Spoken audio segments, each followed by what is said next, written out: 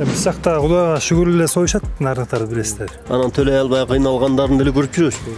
Эми ошол жерден тамак жештин өзү жакшы эмес да. Окуу элетпайбыз мектептерден.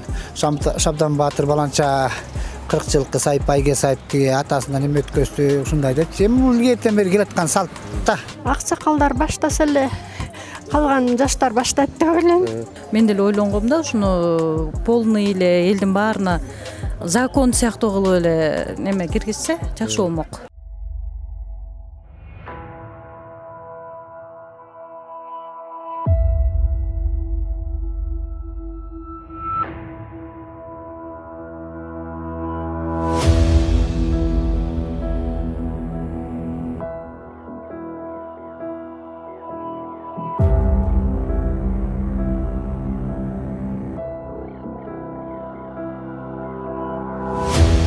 Амансыздарбы? Биз Кыргызстан айланып жүрөбүз да, кыдырыпчы. Той жана маркумдарды узатуудагы чыгымдар жөнүндөчү. Бүт Кыргызстан өзүнүн демилген менен. Ошо көз карашыңыздар кандай? Билбейм, айта албайм. Кандай, өзүңүздүн оюңуз жокпу? Кыскартыш керекпи, маркумдарды узатканда? Эми колунда болсо соя берсин.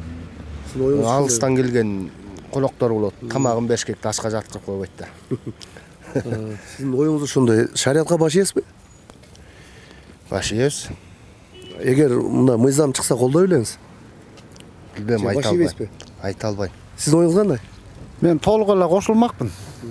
Чыгымдардын кыскарышы. Бул чыгым кыскарса жакшы болмок да. Бул эми тойлордо деле биз көрүп эле атабыз да. Бул Кыргызстан эми көрүнүп эле атат го. Ашыкча? Ашыкча болуп атпайбы? Өзүбүз эми көрүнүп эле баары билинип эле турат да. Кандайсыңар? Үйлөнгөнсүңөр, бала чака бар да? Мына мен сурамжылоо кылып жүрөбүз да. Кыргызстандагы баягы ашыкча салттар, той аштардагы чыгымдар, маркумду узатуудагы чыгымдар, ушулардагы баягы союлуп аткан жылкылар, ушулар кыскарса колдой белеңер. Кыскартса? Конечно, колдойбуз да.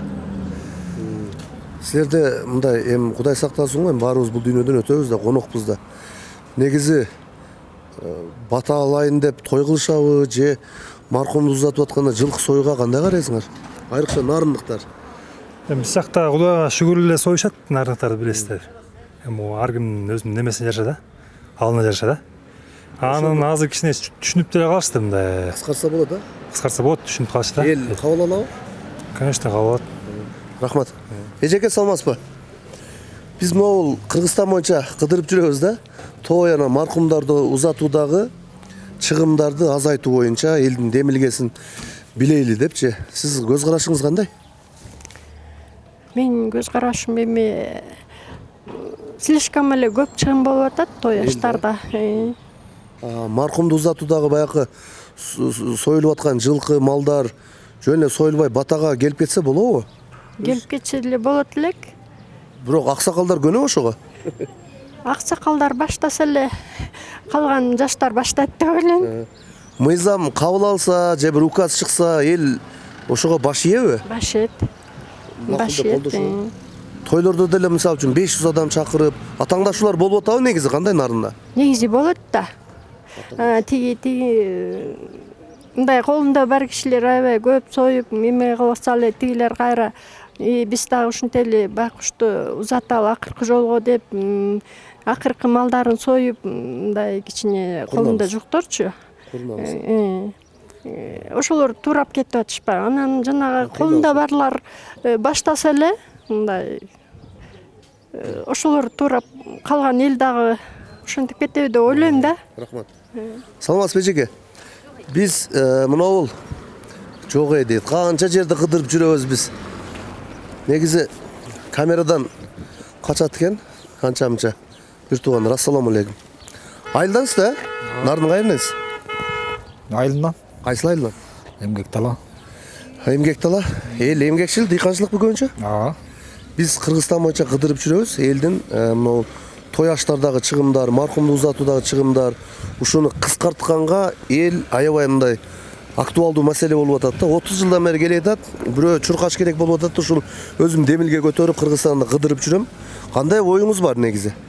Колдойм. Колдойсуз. Колдойм. Несин колдойсуз? Чыгым аябай эле чыгым. Чыгым аябай эле болуп атат да бул эми. чыгымды азайтпасак карапайым элге кыйын болуп калды да.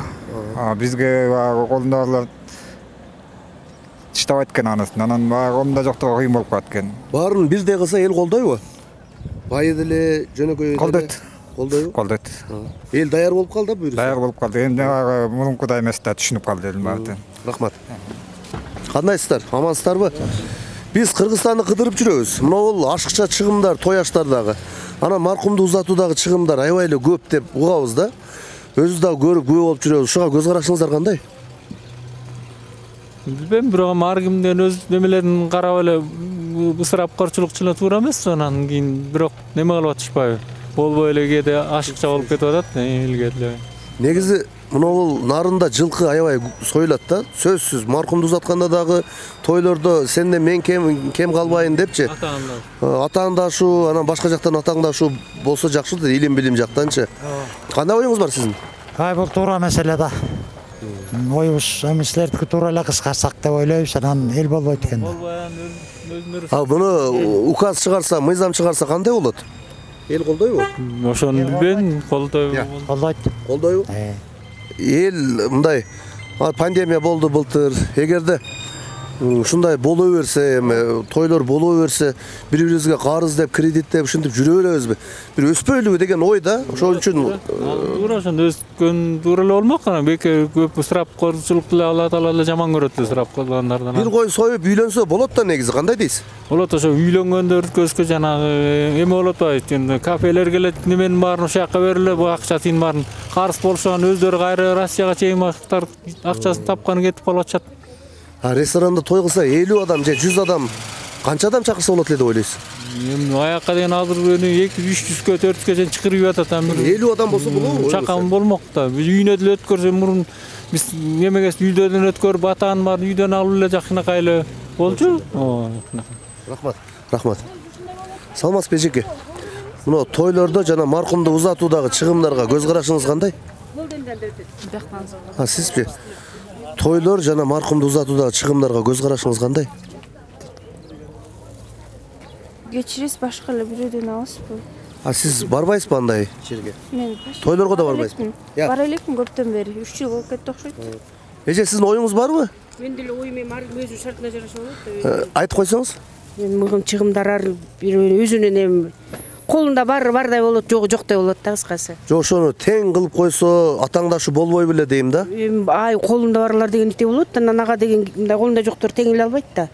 Жок, ошону бирдей кылып койсо. Болот, эми болот. Бир чек коюп койсо болушу мүмкүн, эми мен чек коюп койсо болот да. Болушу болот. Анан баягы маркумду узатуудагы жылкы союлушту жок кылып койсо кандай болот? Ой, биле албайм, аны түшүнө албайм. Мейли, аман болуңуз. Баягы маркумду узатуудагы жылкы союлган, анан тойлордогу, ресторандардагы ашыкча чыгымдарга кыскартуу же болбосо ушундай кала берсин, көз карашыңыз кандай? Деңизи кыскартыш керек. Эмнени кыскартыш керек?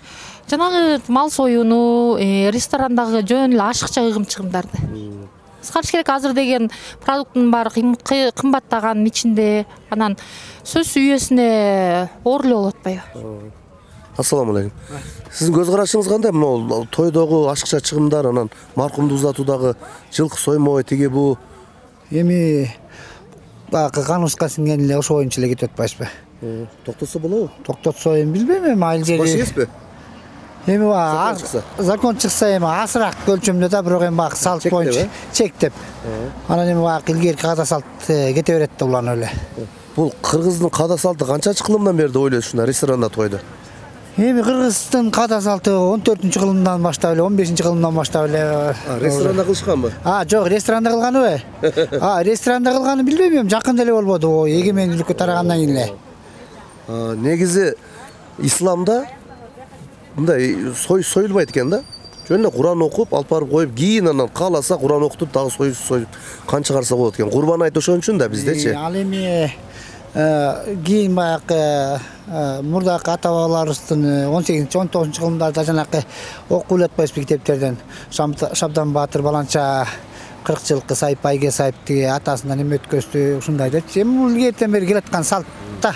Бул салт 40 жылдык дегендер да салт деп ойлойсузбу? 40 жылдык, 7-лик, 3-лик дегендер.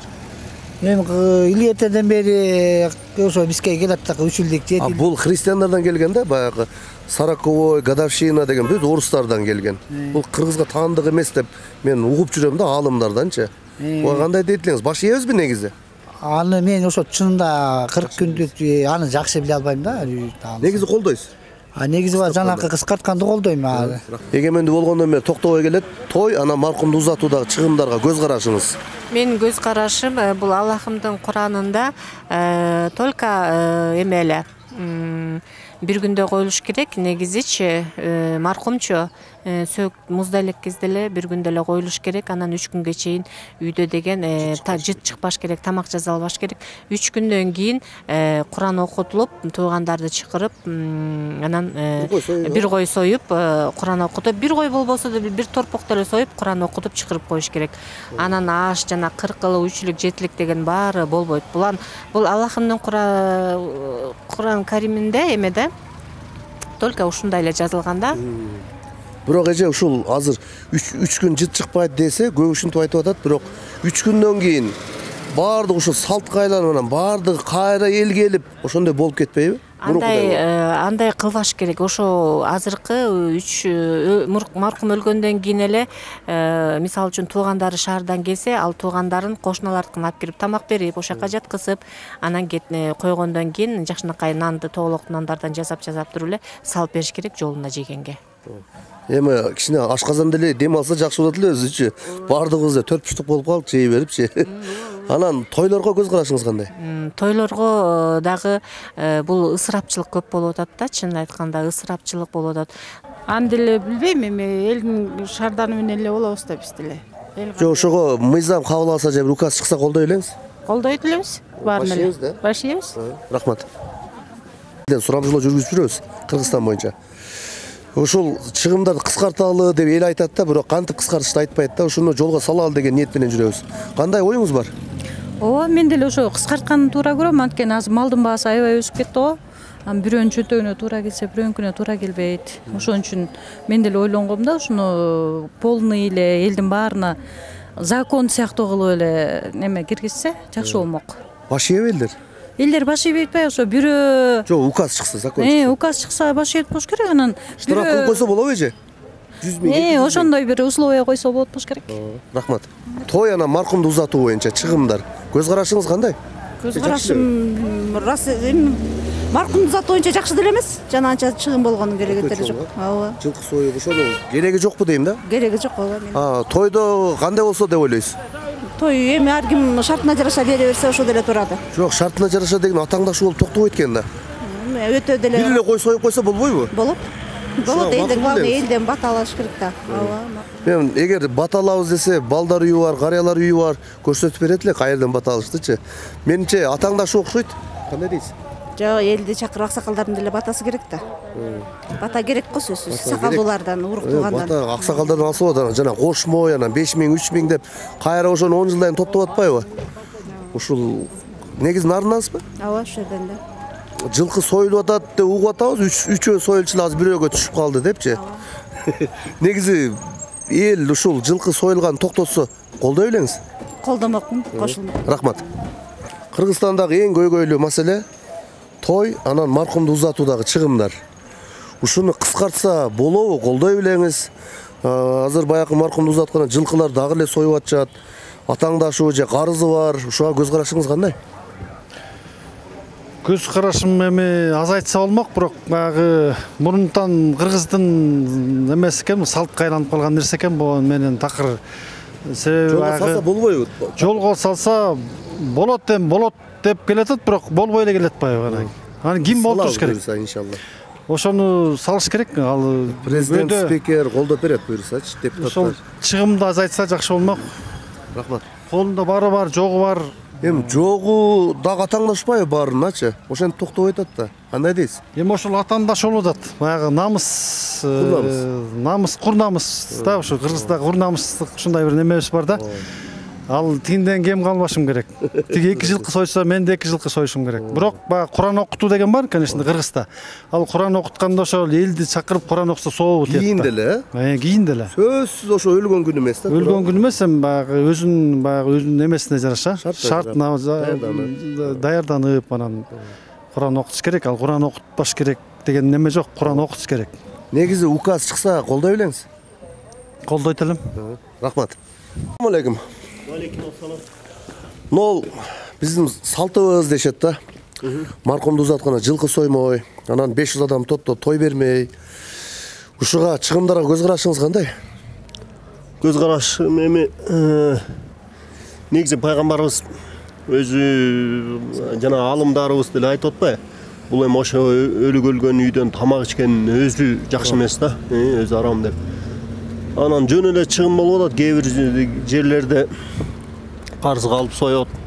Анан төлөй албай кыйналгандарын деле көрүп жүрөбүз. Эми ошол жерден тамак жештин өзү жакшы эмес да.